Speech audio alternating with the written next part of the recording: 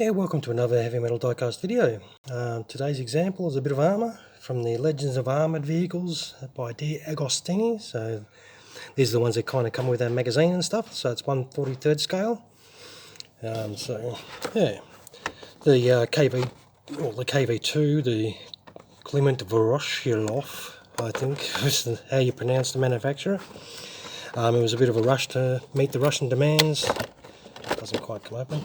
Meet the Russian demands for a howitzer to be put on a tank. The actual prototype only took 2 weeks to sort of come into play, and thus the KV-2 was born. So what we'll do is it's only held together by staples. We'll take it out of its packet. So obviously no pretty box with this thing.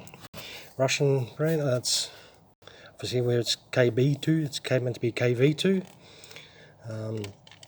So yeah, it was the KV-2 was a monster really. So look at the size of it, and firepower, as you can see. It was more like an armoured artillery piece, being armed with the 152mm howitzer here. The tank was easily distinguishable, as you can see the silhouette there. So on the battlefield you could tell a KV-2 coming at you or not. But it was slow and huge, and with its huge profile, and it suffered from mechanical issues due to its weight because it was a heavy beast. And yeah, so it wasn't exactly the most formidable weapon that the Russians could have devised. It did see combat in the early stages of the war during the German offensive into Russia. I think there was 330 KV-2 made in their different variants. So yeah, it was due to its unreliability and poor fighting properties. It was phased out of service, so it was often referred to as the Dreadnought by its crews. And yeah, if you play a bit of World of Tanks, like I do have the occasional dabble, you'll know that reference, the Dreadnought, the actual Dreadnought. But the real ones were definitely not as effective as the in-game one is. So yeah. But so what we'll do is we'll have a sort of a real decent look at this thing and see how we go. So it cost $35 for the actual item. I bought it from a seller in America, and it was $15 postage. So it's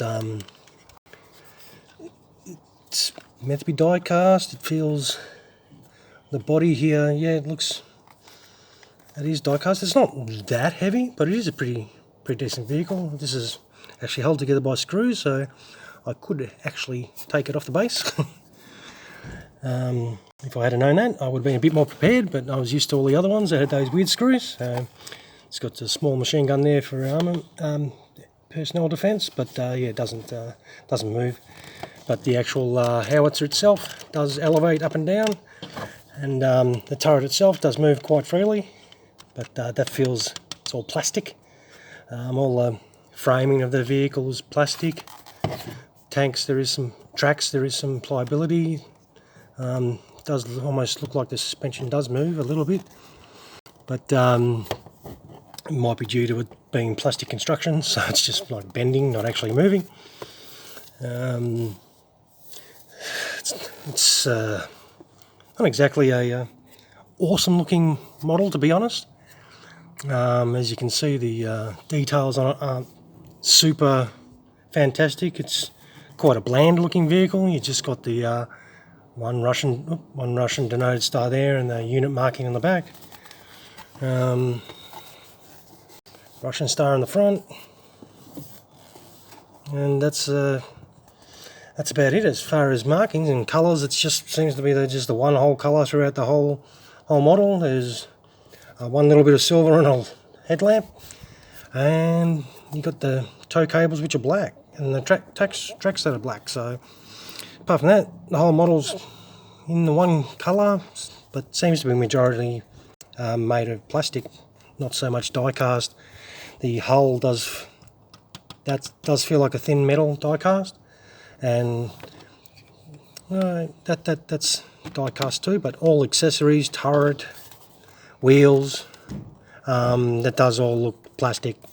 So I mean, look, I don't know how many KV-2 options there are out there if you want a KV-2 to sit on the shelf, but as you can see by the size of my hand, it is quite a an imposing tank. With my sausage finger test, it's quite large. 1/43 scale, as I mentioned. And yeah, all up including the postage, I suppose it was only $50. If you don't have one, yeah, I reckon it's okay. But look, if you can find a better built one, yeah, it might be more interesting. This, to me, is quite a dull looking tank. But I suppose Russian armour wasn't exactly known for its flair or reliability. But except the good old T-34, that was a good tank. But this, the KVs were pretty, yeah. But yeah, look, KV-2, so Agostini, as I said, 1/43 scale. Yeah, what I'll do is I'll take some, as per usual, take some stills and chuck them up after this video. So if you did enjoy this video, give us a little like, and let me know if you got the model yourself and what you think of the quality and detail of it. I think, in my personal opinion, it's okay. Not fantastic, not awesome, but it's okay. So fills a hole, fills a Russian gap. So, but yeah. Anyway, thank you very much for watching, and yeah, have a great rest of your day.